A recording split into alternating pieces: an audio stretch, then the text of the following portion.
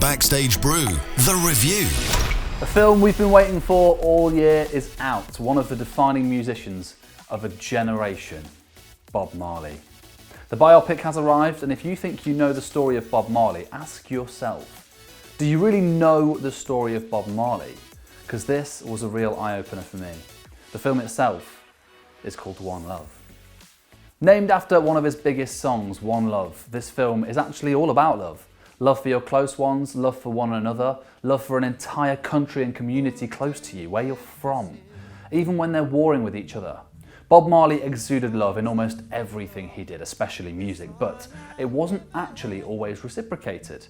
He was shot at, his friends died, the mother of his child also nearly died, all whilst they were making music.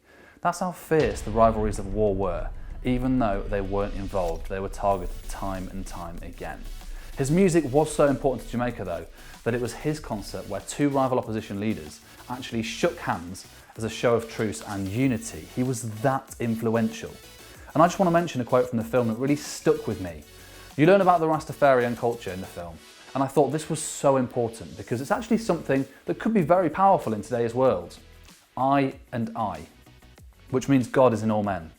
The bond of the Rastafari is the bond of God, of man. Now the term is used in the place of you and I, and one of my favourite lines from the film comes from this as an example, which is, it's not unity, it's einity. And I think that could be so effective in its purpose if it was used in the wider world.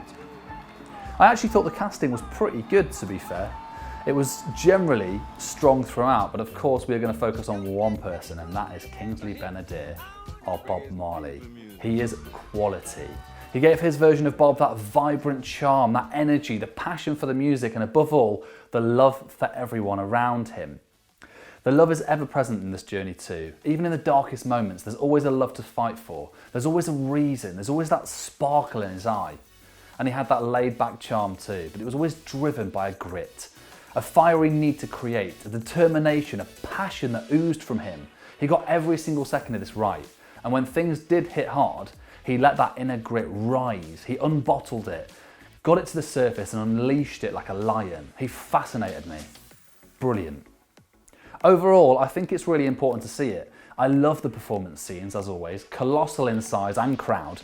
They always draw you into what must have been the most special atmosphere, watching one of the world's most special artists in music.